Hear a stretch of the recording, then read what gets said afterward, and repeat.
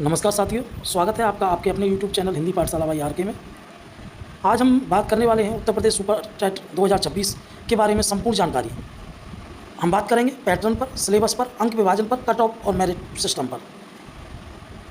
इसमें इन सारे विषयों पर हम विस्तार से चर्चा करेंगे, तो बने रहिएगा वीडियो में शुरू से और अंत तक। तो बिना समय गवाए शुरू करते हैं। सुपर टेट परीक्षा का पैटर्न के बारे में बात कर लेते हैं, यानी पाठ्यक्रम के बारे में बात कर लेते हैं। कुल प्रश्न 150 बहुविकल्पीय MCQ प्रश्न आएंगे, यानी MCQ टाइप का ये प्रश्न पत्र होगा। कुल अंक 150 प्रश्न होंगे, तो 150 मार्क्स के होंगे। प्रत्येक प्रश्न 1 अंक का है। इसका जो समय मिलेगा वो मिलेगा 150 मिनट, यानी 2 घंटा 50 मिनट। ठीक है, अब बात कर लेते हैं परीक्षा का माध्यम। ये परीक्षा जो है ऑफलाइन होती है, यानी ये ऑनलाइन नहीं होती, कंप्यूटर पर नहीं होती। यानी आपको जो भी सेंटर मिलेगा वहाँ आप जाएंगे, और ऑफलाइन यानी आपको पेपर हाथ में मिलेगा और आपको OMR भरनी होगी। नेगेटिव मार्किंग की बात कर लेते हैं। अभी तक इस परीक्षा में कोई भी नेगेटिव मार्किंग नहीं है। ठीक है, हाँ, नेगेटिव मार्किंग नहीं होती। आगे बात कर लेते हैं बच्चों विषय और अंक विभाजन के बारे में। सुपर टेट में कुल 11 विषय शामिल किए गए हैं। किस विषय से कितने नंबर के सवाल आते हैं उसकी तालिका नीचे दी गई है। ठीक है, तो ये ध्यान से देखिएगा, क्योंकि ये बहुत ज़्यादा महत्वपूर्ण पार्ट है। नंबर 1 पर भाषा, जिसमें हिंदी, अंग्रेजी और संस्कृत 3 भाषाएं होती हैं। ये जो है 40 अंक की परीक्षा होगी 3 भाषाओं की। इसमें हिंदी में जो है 20 नंबर के प्रश्न आते हैं, अंग्रेजी में 10 नंबर के और संस्कृत में 10 नंबर के 10 प्रश्न पूछे जाते हैं। अब दूसरे विषय की बात कर लेते हैं। दूसरा विषय आता है विज्ञान, और विज्ञान में भी 10 अंक ही पूछे जाते हैं। तीसरा विषय है गणित, गणित में 20 अंक पूछे जाते हैं। ठीक है, चौथा विषय है पर्यावरण एवं सामाजिक अध्ययन, जैसे EVS और सोशल स्टडीज़ भी कहते हैं, ये भी 10 अंक पूछे जाते हैं। 5वें पर है शिक्षण कौशल, ये 10 अंक। 6वां है बाल मनोविज्ञान, 10 अंक। सामान्य ज्ञान और सामाजिक घटनाएं, GK एंड करंट अफेयर्स, ये 30 अंक की पूछी जाती है। 8वां सब्जेक्ट है तार्किक ज्ञान, 5 अंक। सूचना तकनीकी 5 अंक। और 10वां विषय है जीवन कौशल प्रबंधन और अभिवृद्धि, 10 अंक।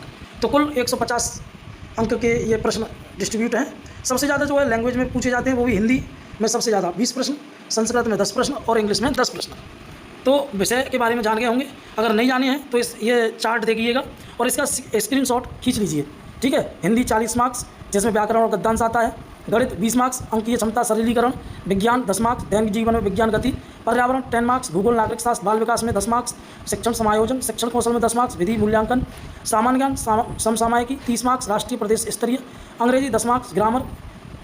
संस्कृत 10 मार्क्स, व्याकरण गद्यांश। रीजनिंग 10 अंक 5 अंक। सदस्यता वर्गीकरण और कंप्यूटर 11, IT इंटरनेट सूचना और तकनीक। अब बात कर लेते हैं संक्षेप में सिलेबस की, कि मतलब ये तो मैंने विषय बता दिया, अब सिलेबस के बारे में बात कर रहे हैं। जैसे भाषा है, भाषा में व्याकरण, अपघटित, गद्यांश, पद्यांश। साहित्य में जो है लेखक की रचनाएं। ठीक है, और शब्दावली यानी व्याकरण। व्याकरण में उपसर्ग प्रत्यय, शब्द के भेद, वाक्य के भेद, वर्ण विचार।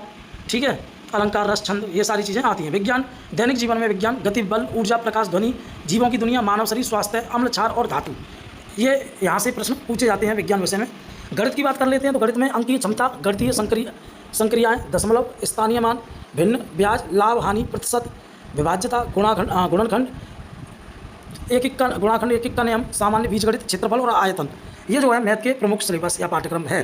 शिक्षण कौशल और बाल मनोविज्ञान की बात कर लेते हैं, तो शिक्षण और बाल मनोविज्ञान में शिक्षण की विधाएं, शिक्षण कौशल, बाल विकास को प्रभावित करने वाले कारक, सीखने की आवश्यकता की पहचान, दिव्यांग छात्रों हेतु विशेष व्यवस्था।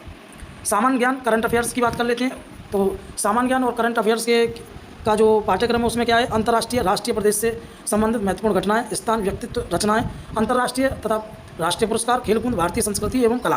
तो ये था पाठ्यक्रम विषय से संबंधित। अब बात कर लेते हैं बहुत ही ज़्यादा महत्वपूर्ण, कट ऑफ और चयन प्रक्रिया किस तरह से होती है। सुपर टेट में चयन केवल लिखित परीक्षा के अंकों पर नहीं होता, बल्कि एक गुणांक मेरिट सिस्टम के आधार पर अंतिम चयन सूची बनती है। अब ये सूची कैसे बनती है देखेंगे। परीक्षा पास करने के लिए न्यूनतम कट ऑफ, सामान्यतः सरकार द्वारा परीक्षा के बाद या पहले एक न्यूनतम पासिंग मार्क्स तय किया जाता है। जैसे पिछली भर्ती जो 69,000 भर्ती हुई थी, उसमें जो है सामान्य वर्ग के लिए एक कट ऑफ गवर्नमेंट यानी सरकार ने सुझाई थी। सामान्य वर्ग के लिए वो 65% थी, यानी 150 में से 97 अंक। और आरक्षित वर्ग यानी OBC SC ST के लिए 60% थी, यानी 150 में से 90 अंक। नोट, ये सिर्फ परीक्षा पास करने के लिए है, नौकरी पाने के लिए आपको अंतिम मेरिट में आना होता है। कहने का मतलब है, ये तो सरकार ने पासिंग कर दिया कि भाई हम जो है जनरल कैंडिडेट जिसके 65% नंबर होंगे उसे कट ऑफ यानी मेरिट में शामिल करेंगे, और 60% जो है वो OBC ST और SC की कट ऑफ को जारी करेंगे। अब उसके बाद आपने उसमें कितने नंबर लाए, ये तो आपका क्वालिफाई राउंड हो गया। अब फिर आपकी उसमें सुपर टेट में जो नंबर आए उसके आधार पर मेरिट बनेगी। ठीक है। अंतिम मेरिट गुणांक बनाने की प्रक्रिया। अंतिम चयन के लिए 100 अंकों का गुणांक तैयार किया जाता है, जिसमें आपकी शैक्षणिक योग्यता और सुपर टेट परीक्षा दोनों के अंक जुड़ते हैं। हाई स्कूल 10th के कुल प्रतिशत 10% अंक हाई स्कूल के जुड़ेंगे।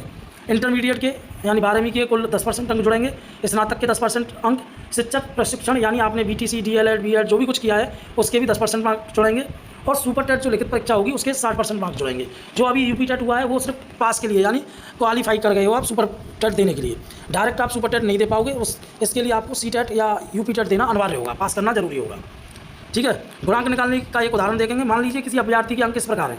10th में 70% है तो उसका गुणांक 7 हो गया। 12th में 80% है 8 हो गया। ग्रेजुएशन में 60% है 6 हो गया। BTC BEd में 80% है 8 हो गया। अकादमिक का कुल योग 29 हो गया। ठीक है। सुपर टेट स्कोर 150 में से 105 अंक यानी 70%। अब 70 का 60% निकालें। ठीक है। तो 70 टाइम्स यानी 42। अंतिम कुल गुणांक होगा 29 + 42 यानी 29 वहाँ से ले लिए और 42 यहाँ से ले लिए तो 71 बना। सुपर टेट में जो है ये मेरिट हो गई आपकी। इसी 100 अंकों के गुणांक के आधार पर category wise final merit list बनती है और ऊपर से आने वाले अभ्यर्थियों को जिला आवंटित कर सहायक अध्यापक के पद पर नियुक्त किया जाता है। तो दोस्तों ये था सुपर टेट 2026 के लिए संपूर्ण जानकारी। उम्मीद करता हूँ ये वीडियो आप लोगों को बहुत ज़्यादा पसंद आई होगी। अगर वीडियो पसंद आई हो लाइक सब्सक्राइब शेयर कमेंट जरूर करें और अपने ऐसे दोस्तों को जरूर शेयर करें जिन्होंने इस बार UP टेट या C-टेट क्वालिफाई किया है। मिलते हैं ऐसी एक और दमदार वीडियो के साथ, तब तक आपका धन्यवाद, नमस्कार, आपका दिन शुभ हो।